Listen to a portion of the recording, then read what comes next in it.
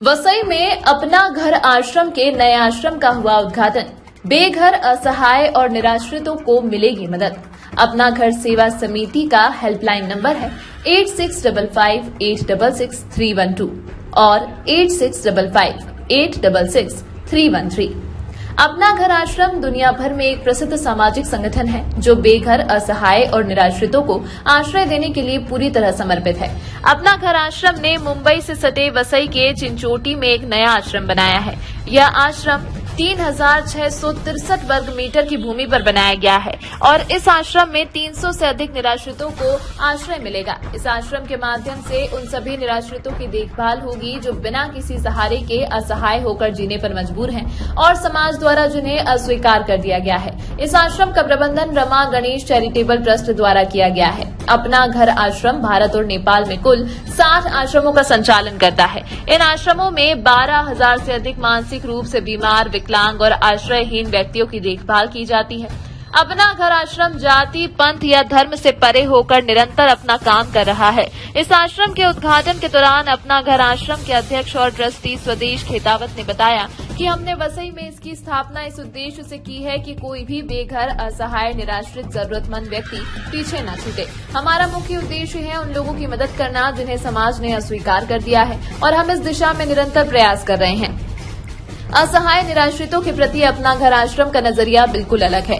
आश्रम में बेघर, असहाय, निराश्रित, जरूरतमंदों को आदर पूर्वक प्रभु जी कहा जाता है। अपना घर आश्रम समाज में सामाजिक, नैतिक मूल्यों और दयालुता को विकसित करने के लिए निरंतर प्रयासरत है। अपना घर आश्रम में आपातकालीन स्थितियों में लोगों की मदद के लिए एम्बुलेंस, पैरामेडिक्स और बचाव दल मुहैया कराता है। ये टीमें पुलिस और सरकार के साथ मिलकर काम करती हैं। अपना घर सेवा समिति और हेल्पलाइन नंबर 8655866312 और 8655866313 की मदद से अपना घर आश्रम अधिक से अधिक लोगों तक पहुंचने का प्रयास कर रहा है। अपना घर आश्रम में पूरे भारत में 1000 से अधिक कर्मचारी और 2000 से अधिक स्वयंसेवक हैं। अपना घर आश्रम रोगी केंद्रित सेवाएं प्रदान करता है। यह दुनिया में अपनी तरह का सबसे बड़ा आश्रय केंद्र है। संगठन के पास आवश्यक चिकित्सा सुविधाओं और उपचार के लिए विशेषज्ञों की एक टीम है और आवश्यकता होने पर इसे स्थानीय स्तर के अस्पतालों का सहयोग भी मिलता है। अति आवश्यकता निर्माण होने पर जरूरतमंदों को उपचार दिलाने के लिए मेडिकल कॉलेजों में इंतजाम किया जाता है। वसई से नवयुग शक्ति न्यूज की रिपोर्ट।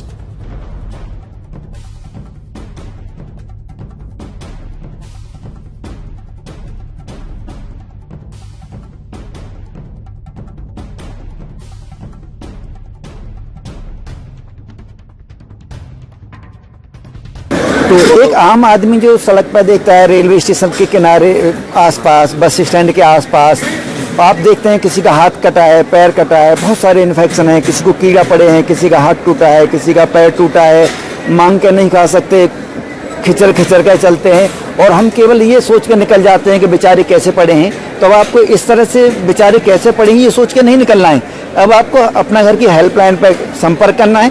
यहाँ से रेस्क्यू टीम आएगी, उसमें एक नर्सिंग स्टाफ होगा, केयर करने वाले होंगे, महिलाएं तो महिला स्टाफ होगा। उनको पुलिस वेरिफिकेशन कराने के बाद में यहाँ पर लेके आया जाएगा और यहाँ पर आने के बाद में उनको स्नान है, देखभाल है, मेडिकल सुविधा है, ट्रीटमेंट, जो भी किसी भी तरह का ट्रीटमेंट हो। ये नहीं सोचना है कि यहाँ पे कोई विशेष व्यक्ति की सेवा होती है या विशेष लोगों के लिए होती है, किसी के लिए नहीं होती। जो रोड पे हैं उन सभी के लिए यहाँ पे सेवा होती है, किसी को छोड़ा नहीं जाता। आवश्यक मैंने अंदर प्रीमाइसेस में घूम के देखा, प्रभु जी शब्द आपने दिया है और इसके अलावा जो भी देखा आपने बड़े आध्यात्मिक शब्द दिए हैं। उन भाव, उनके क्या भाव हैं इस अपना घर का? देखिए, ये साक्षात ठाकुर जी हैं। कलयुग में इंसान की परीक्षा लेने के लिए आए हैं। मैं देखता हूँ कि ये इंसान, मैंने इसको अच्छा तन दिया, मन दिया, ये मुझे पहचानता है नहीं पहचानता। ये साक्षात भगवान है और हम इनकी जो सेवा जो करते हैं, इसको ये नहीं सोच के करते कि हम इनकी सेवा करते हैं, हम तो इनकी पूजा करते हैं, आराधना करते हैं। ये हमारे लिए प्रार्थना, पूजा, आराधना है। और इसी क्रम में यहाँ पे जो जरूरत होती है ना, जो भी जरूरत होगी, यहाँ से कोई चंदा मांगने नहीं जाएगा, सरकार से कोई पैसा मिलेगा नहीं।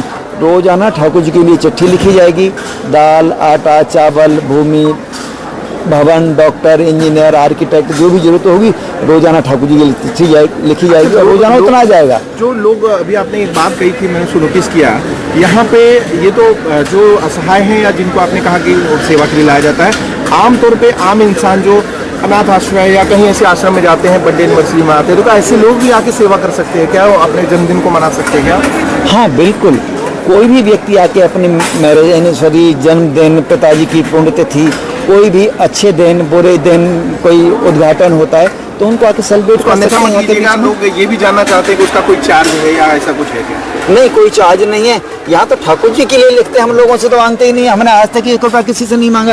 एक सेंटर है भरतपुर जहाँ पर 10.5 लाख रुपए खर्च होते हैं। 60 सेंटर पर रोजाना 35 से 40 करोड़ रुपए खर्च होते हैं।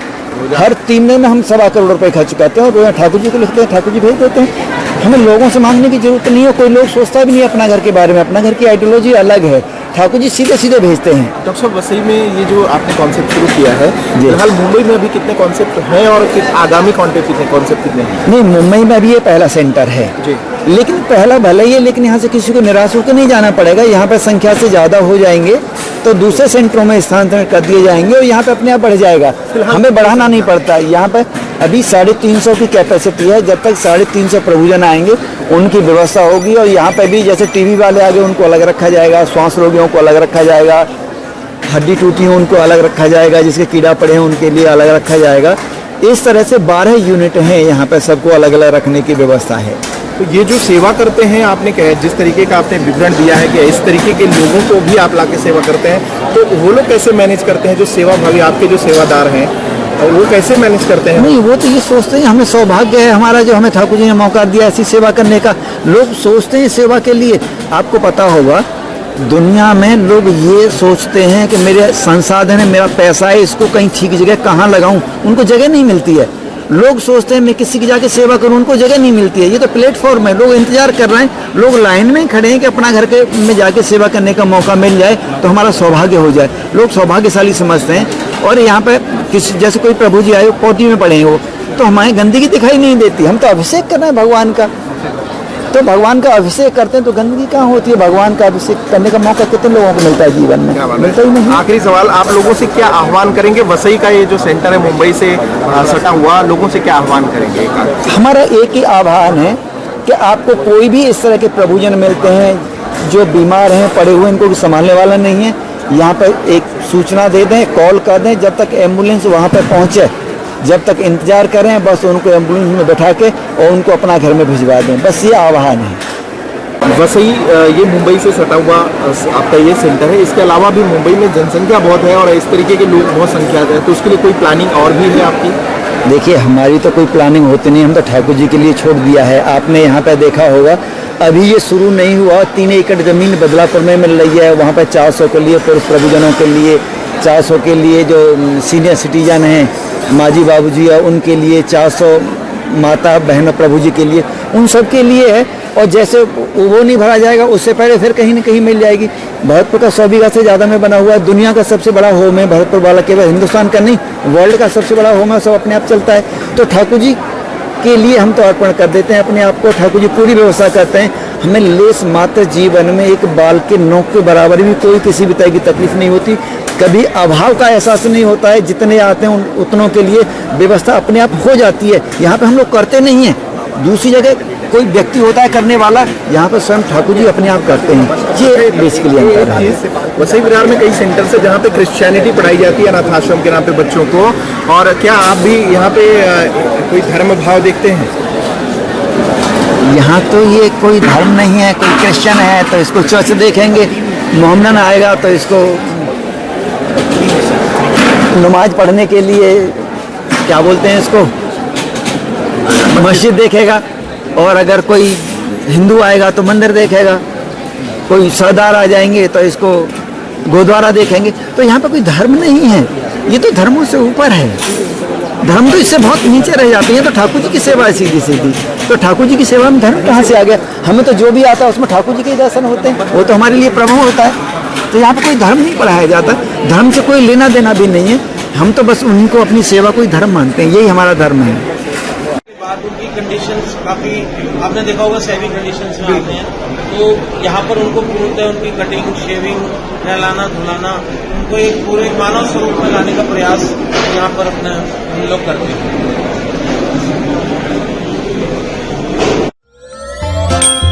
देखते रहिए हमारे साथ नवयुग शक्ति न्यूज और ऐसे ही लेटेस्ट खबरों के लिए सब्सक्राइब करें चैनल को और फॉलो करें हमारे फेसबुक पेज को।